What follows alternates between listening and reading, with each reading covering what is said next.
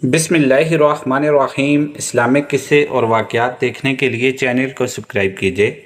امام ابو یوسف کے والد ابراہیم ان کے بچپن میں ہی انتقال کر گئے تھے۔ والدہ نے حالات کی وجہ سے ان کو ایک دھوبی کے پاس کام پر لگا دیا، مگر انہیں پڑھنے کا بے پناہ شوق تھا۔ یہ جا کر امام ابو حنیفہ رحمۃ اللہ علیہ کے درس میں بیٹھنے لگے۔ والدہ کو علم ہوا تو انہوں نے منع کیا، اور اسی وجہ سے وہ کئی روز درس میں نہ جا سکے۔ کئی دن بعد درس میں شرکت کی تو امام صاحب نے غیر حاضری کی وجہ پوچھی تو انہوں نے سارا ماجرا بیان کر دیا۔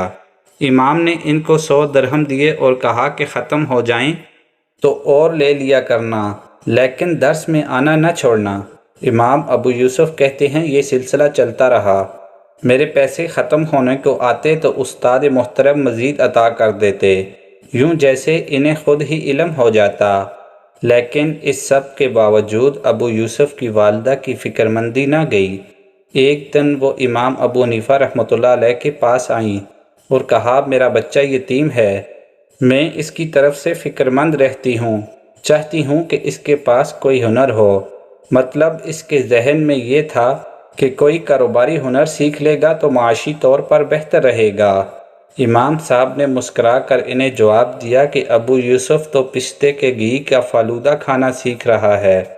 والدہ نے اسے مذاق سمجھا اور چلی گئی، لیکن امام ابو یوسف خود فرماتے ہیں کہ اللہ تعالیٰ نے مجھے اسی علم کی بدولت وہ قدر و منزلت عطا فرمائی کہ میں قاضی کے منصب پر فائز ہوا، اور اسی دوران خلیفہ وقت ہارون الرشید کے ساتھ اس کے دسترخوان پر کھانا کھانے کا اتفاق ہوتا تھا۔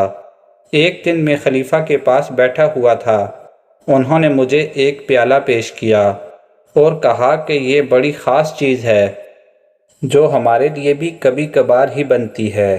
میں نے پوچھا امیر المومنین یہ ہے کیا؟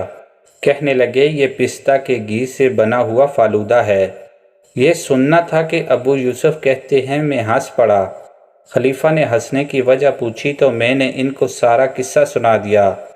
وہ بھی حیرت زدہ رہ گیا اور کہنے لگا اللہ تعالیٰ امام ابو حنیفہ رحمۃ اللہ علیہ پر رحم فرمائے، وہ اپنی بصیرت کی آنکھ سے وہ کچھ بھی دیکھ لیتے تھے جو بندہ کھلی آنکھوں سے بھی دیکھ نہیں پاتا تھا۔ سبحان اللہ۔